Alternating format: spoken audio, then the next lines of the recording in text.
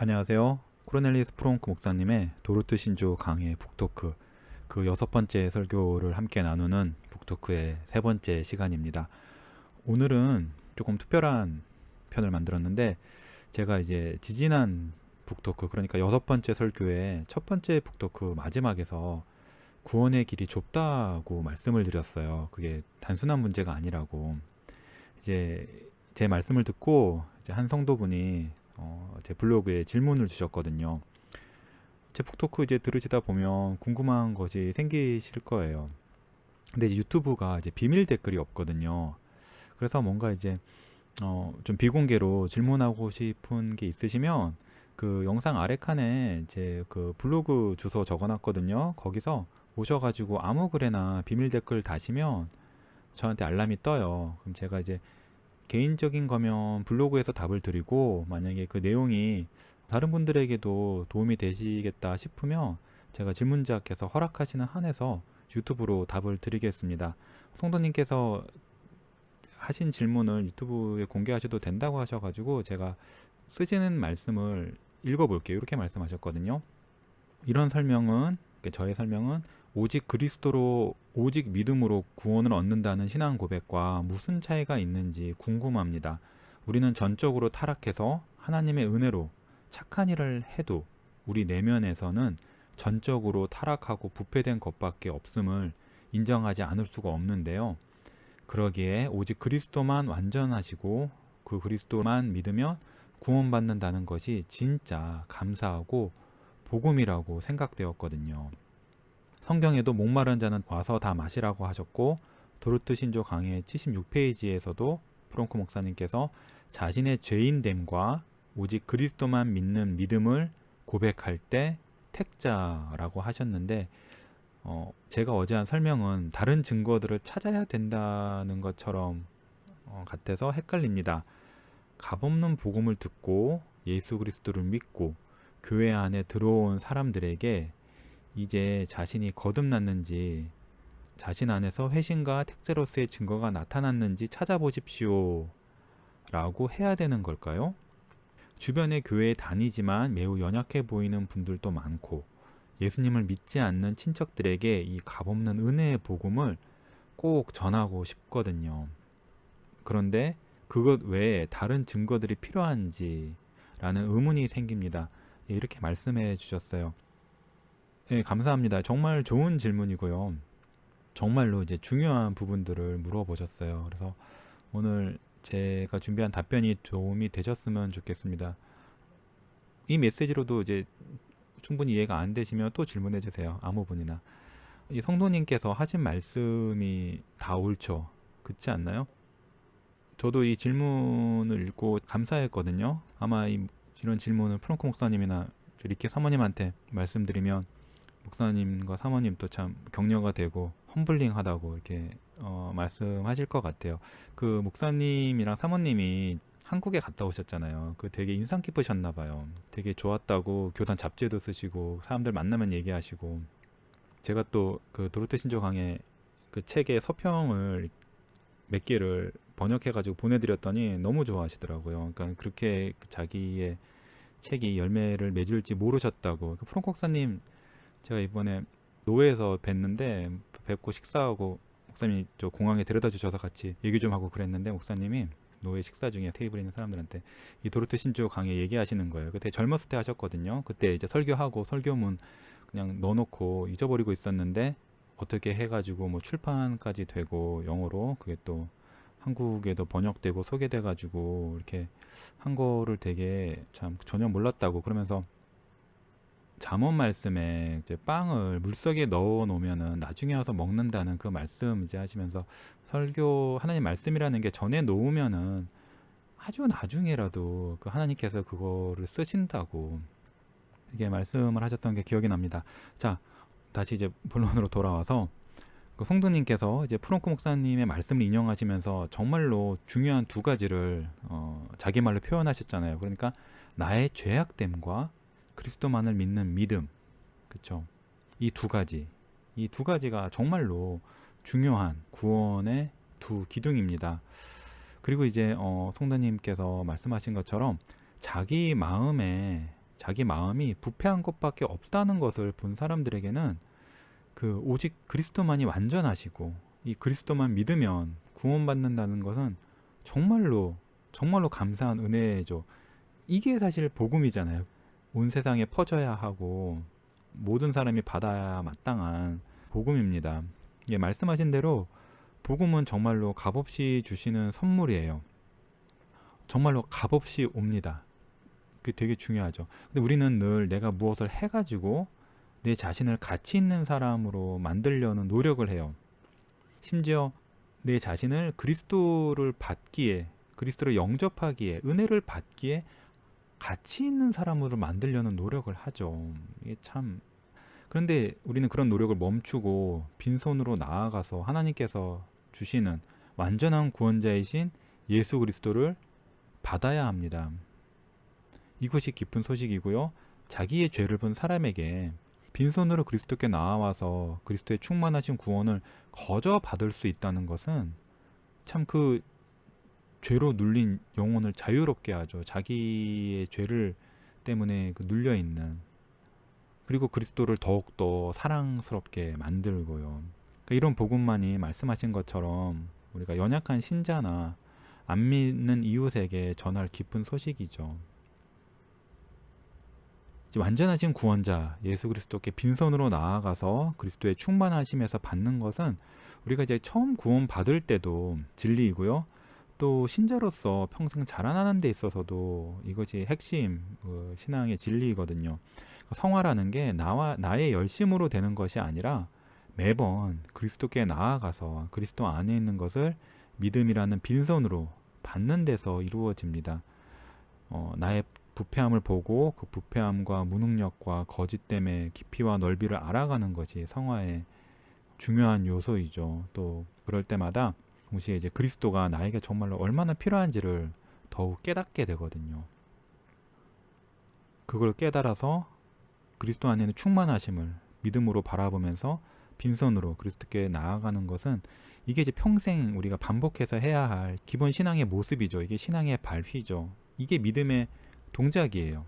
믿는다는 것은 매일 이걸 한다는 거예요. 그리스도를 붙잡는 거, 의지하는 거, 빈손으로 나의 것을 버리고. 그러니까 이렇게 그리스도를 붙잡는 것은 단지 교회에 들어오는 대문이 아니라 그 이상이고 신앙생활의 모든 것이요 전부이며 사실은 그리스도인의 삶의 비결이죠. 제가 작년에 한국에서 들어갈 때 그 프롱 목사님의 소책자 하나 만들어가지고 복음이라고 제목 붙여가지고 그때 필요한 분들에게 드렸는데, 거기에 이제 맨 마지막에 약할 때 강한 대신에라는 바울의 고백에 대한 메시지가 사실 이 내용이거든요. 성화에 있어서 그리스도만을 붙잡고 빈손으로 그리스도가 주시는 은혜를 거저 받는 것이 성화의 핵심 비결이라는 그 내용이었는데, 자, 그러니까 이렇게 값없는 은혜의 복음이 감격으로 다가오시는 분들은 이 교리를 오랫동안 붙잡으세요. 그리고 붙잡고 묵상하시고 자기 것으로 더 삼으려고 노력하세요. 특히 이제 율법주의적인 가르침 속에 이제 오래 계셨던 분들, 또는 누가 그렇게 가르치지 않아도 자기 자신이 사실 그렇게 생각하거든요. 자기 자신이 오해를 갖고 있어요. 그러니까 이런 오해 속에 있다가 이 값없는 은혜의 복음 교리를 듣고 영혼의 그 자유함과 기쁨을 얻으신 분들이 있을 겁니다. 사실 누구나 그래야 되죠. 근데 그러니까 이런 분들은 더욱더 이 교리에서 안에 오래 머물면서 그 이 영혼의 양분과 기쁨을 누리시면서 하나님을 찬송하시길 바랍니다. 이게 단지 살짝 알고 넘어갈 그럴 교리가 아니에요. 그렇죠? 그러니까 사실 제가 이제 되게 속상한 건 어떤 경우가 있냐면, 이제 이런 내용들을 이렇게 전하거나 책자를 만들거나 뭐 글을 쓰거나 전하면은 사람들이 자긴 그거 다 아는 거라고, 뭐 너무 별게 없다고, 그냥 쉬운 거 이거 누가 모르냐 그렇게 말씀을 하실 때 굉장히 속이 상하면서도 좀 답답하고 마음이 어둡죠. 이게 사실은 그렇게 단순하게 내가 다 아는 거다, 쉬운 거다라고 하고 넘어갈 게 아니에요. 이게 사람이 죽기 전까지 절대 못 배우는 게 이거거든요. 그러니까 우리는 정말 이거를 붙잡고 이거에서 오래 머물러야 돼요. 이 진리 안에. 예, 그래서 그런 분들에게 저는 절대로 이제 다른 것도 있어야 된다라고 말씀을 안 드려요. 왜냐하면 그렇게 되면은 다시 그 옛날에 그걸로 돌아가거든요. 그 이 복음, 값없는 복음 은혜 교리에서 얻은 모든 위로나 이런 것들이 확 무너져 버리거든요.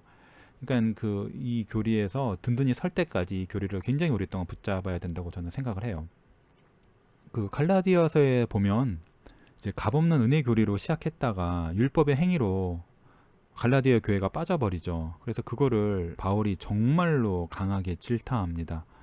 그리스도로 시작했다가 율법으로 자기 행위로 빠져버린 문제를 정말로 강하게 경고하는 거죠. 이거 예수님이 경고하시는 거거든요. 바울의 입을 통해서. 이제 그렇기 때문에 우리는 그리스도 안에서의 완전한 충만함과 완전함을 찾기를 강조해야 됩니다. 그리고 한편으로는 이제 갈라디아 교회가 그랬듯이 은혜로 시작한 참신자들도 자기 행위나 율법으로 빠질 수가 있어요. 아닐 것 같죠? 그렇게 됩니다. 사람이 그래요. 하나님의 은혜 없이는 그렇게 됩니다. 그리고 사실 하나님께서 은혜로 그렇게 좀 되도록 내버려 두시죠. 자신의 본성을 깨닫고 더 그리스도를 붙잡게 하시려고. 우리는 그러니까 정말로 이제 이 값없는 은혜 교리에 굳게 서가지고 오직 그리스도라는 신앙의 기본을 지켜야 합니다. 말로 남에게 그렇게 말할 뿐만 아니라 자기 영혼에게 이 진리를 새겨야 하죠. 저도 이제 도르트 신조 제가 처음 번역했을 때도 그랬고 피셔 보스턴의 개혁신앙의 정수 그 책을 번역해서 소개할 때도 그랬고 마음이 다 그거거든요. 이 값없는 은혜의 진리의 교리를 더 밝히 드러나고 굳게 서기를 바라는 게 제 개인적인 마음이고 단지 개인적인 게 아니라 그게 하나님이 기뻐하시는 거라고 생각을 하고요. 근데 사람이 있잖아요. 본성상 자기 안에서 자꾸 뭘 찾으려고 하죠. 그렇죠? 근데 이거는 자기의 이런 자기 죄를 보고 자기의 부패함을 본 사람도 마찬가지예요. 신앙생활을 하다 보면 하나님께서 이걸 가르쳐 주세요. 그러니까 예전에 내가 나의 더러움을 보고 나의 자기 의로움을 다 버렸다고 생각했는데도 또 훗날 하나님께서 내가 여전히 붙잡고 있는 자기의 심지어 나도 몰랐던 나만의 나의 우상 그리스도 말고 붙잡는 다른 우상이 다른 구원의 터가 나한테 있었다는 것을 보여주시죠. 예. 그래서 이제 우리는 평생 오직 그리스도 안에서 충만함을 다 찾는 법을 배워 나가야 돼요. 또 그러면서 이제 또 나에게 정말로 그리스도가 필요하구나. 정말로 내가 그리스도 없이는 안 되는 존재구나 하는 것을 깨닫죠. 이렇듯 그리스도의 필요성과 그리스도의 충분성 이 두 가지를 점점 넓고 깊게 깨달아가는 게 이게 신앙생활의 실체이죠. 실제이고 그게 사실 제 이제 개인적인 경험인데 이제 프랑크 목사님의 이제 도르트 신조 강해나 이제 뭐 목사님의 다른 책들 이거를 이렇게 칭찬을 하고 또 이 책에 대해서 잘 알고 또 이 책과 관련돼 있고 또 목사님을 자기가 프랑크 목사님을 존경한다 그의 가르침을 존경한다라고 말하는 분들 가운데서 사실은 정반대로 가르치는 거 정반대로 말하고 정반대로 글을 쓰고 책을 쓰고 하는 분들을 제가 좀 봤어요. 사람이 정말로 그 못 벗어나요. 예. 그렇게 사람이 무섭게 무지합니다. 자기 상태에 대해서 그렇게 무섭게 무지하고 이 값없는 은혜 교리가에 대해서 이빨은 칭찬은 하기는 쉬워도 감동받았다. 그 하긴 쉬워도 그걸 정말로 배우는 거는 진짜 어려워요. 사실 이 북토크도 어찌 보면 좀 그래서 시작한 거거든요. 그러니까 사실 책을 냈으면 사실 끝난 건데 뭐 더 살 건 없는데 그리고 그 책을 하나님께서 크게 쓰신 거는 부인할 수 없는 사실이고요. 그런데 또 이제 동시에 또 보이는 거는 이 책이 그렇게까지 잘 소화가 되지는 않았구나. 이 책이 그렇게까지 잘 소화가 되지는 않았구나라는 것을 그 책을 낸 이후로 계속 제가 느끼고 있거든요. 10년 됐나 거의. 그래서 책을 이제 내는 것만으로는 안 되고 그 책을 좀 설명을 할 필요가 있겠구나라는 생각을 좀 오랫동안 해왔어요. 자, 그러면 이제 왜 이제 성도님의 질문처럼 왜 이 값없이 이제 은혜를 알아서 예수님께로 나갔는데 왜 그것만으로 안 되고 왜 또 자기 살핌을 얘기를 하느냐? 심지어 그러면 다른 분들에게, 교회에 들어온 분들에게 자기를 살피라고 택자의 표지가 있는지 보라고 말을 해야 되느냐? 어려운 질문이죠. 그쵸?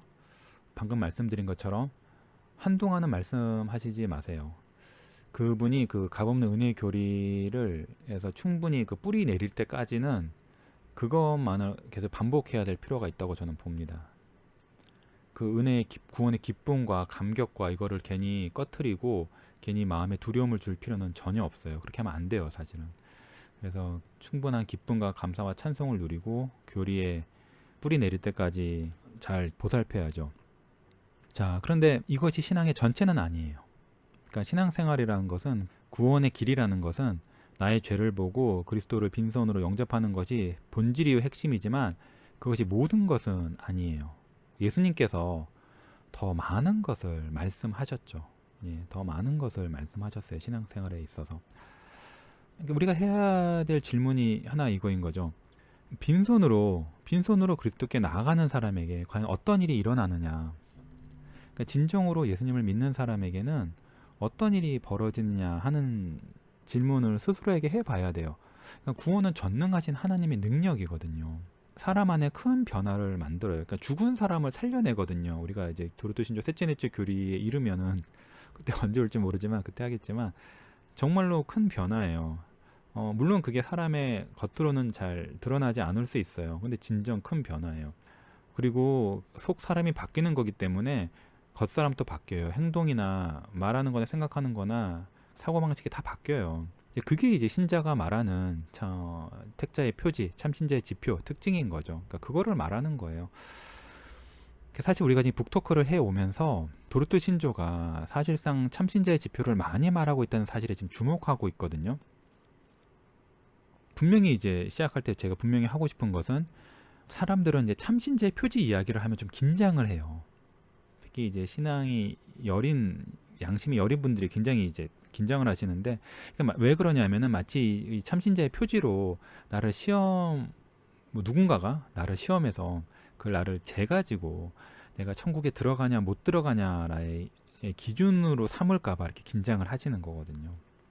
어떤 목회자나 교회가 이 참신자의 표징을 갖고 교인들을 자기가 판단하는 경우가 있는 거로 제가 알아요. 그래서 뭐 성경과 심지어 청교도 신학에 대해서 많은 것을 아는 것 같지만 사실은 자기들만의 기준으로, 사람의 기준으로 교인을 판단하고, 그래서 결국 교인들의 양심을 성경이 아니라 그 하나님이 아니라 자기가 이제 딱 묶는 거죠. 그래서 사실은 예수님의 제자가 아니라 자기 제자로 만들고, 그렇게 해서 사람들이 이제 예수님을 바라보지 않고 자꾸 이제 교회나 목사나 또는 자기 자신이 만든 기준으로 자꾸 자신을 바라보고, 그래서 그 기준에 자기를 맞추려고 하는 심각한 문제가 벌어지는 거죠. 그래서 그 기준에 맞는 사람들은 뭐 교회뿐만 아니라 자신도 자기를 이제 의롭다고, 자기가 더 나은 신자, 자기가 참신자라고 여기고, 그 기준에 맞지 않는 사람들은 그냥 배도한 사람처럼 여겨버리는, 또는 이제 급이 낮은 신자처럼 여겨버리는 그런 일들이 벌어질 수 있죠. 이게 정확히 그 딱 바리새인들이 한 일이거든요. 바리새인들은 예수님의 가장 큰 원수였고요.